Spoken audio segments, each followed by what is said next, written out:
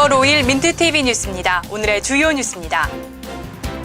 제11회 한국 전시인 워크숍이 개최됐습니다. 암 극복 프로젝트 행사가 열렸습니다. 인천 메트로가 독서 열차 운행을 시작했습니다. 이상 오늘의 주요 뉴스였습니다. 첫 소식입니다. 송도 컨벤시아에서 11번째 한국 전시인 워크숍이 열렸습니다.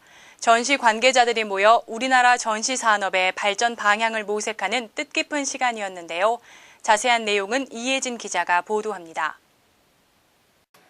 우리나라 전시업계 관계자들이 한자리에 모였습니다.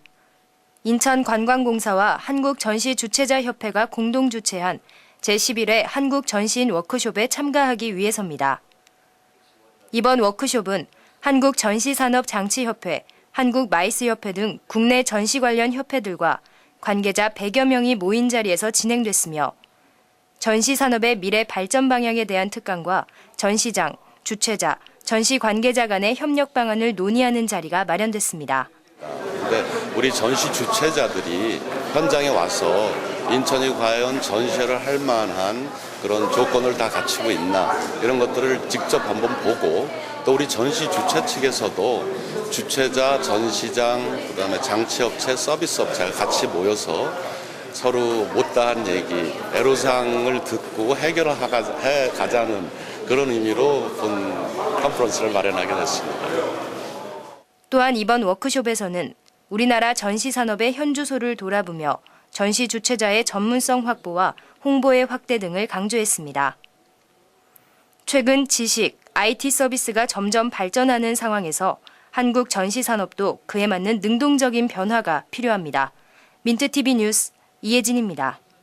시청 앞 광장에서 암을 극복하기 위한 콘서트와 무료 검진 행사가 열렸습니다. 국가지정 인천지역 암센터로 선정된 가천의대 길병원이 시민들에게 희망의 메시지를 전달하기 위해 마련한 행사라고 합니다. 보도에 오병민 기자입니다. 인천시청 광장 앞, 사람들이 길게 줄지어 무언가를 기다리고 있습니다. 모두 무료 암검진을 받기 위해 서 있는 것입니다. 행사를 마련한 곳은 가천의대 길병원. 얼마 전 국가로부터 인천 지역 암센터로 선정되면서 시민들에게 암에 대한 예방과 조기 검진의 중요성을 알리기 위해 이 같은 행사를 마련한 것입니다. 예, 저희가 오늘 인천 시민들에게 암의 예방과 조기 진단 그리고 적절한 치료가 얼마나 중요한지 알리고 또 암이 극복할 수 없는 질환이 아니라 충분히 치료하고 관리할 수 있는 질환이라는 것을 널리 알리고자 이런 행사를 기획하게 되었습니다. 무료 암검진과 건강상담 행사는 오후 4시부터 7시까지 시청 앞 광장에 설치된 부스에서 실시됐습니다. 또한 그간 암을 극복한 환자와 가족들, 그리고 유명 가수들이 참여한 콘서트도 이어져 시민들의 이목을 끌기도 했습니다. 암으로 인한 사망자는 현재 한 해에만 11,600여 건에 달합니다. 하지만 인천시의 5대 암 검진 수검률은 평균보다 낮은 것으로 나타나 이에 대한 홍보와 검진이 절실할 때입니다. 민트TV 뉴스 오병민입니다.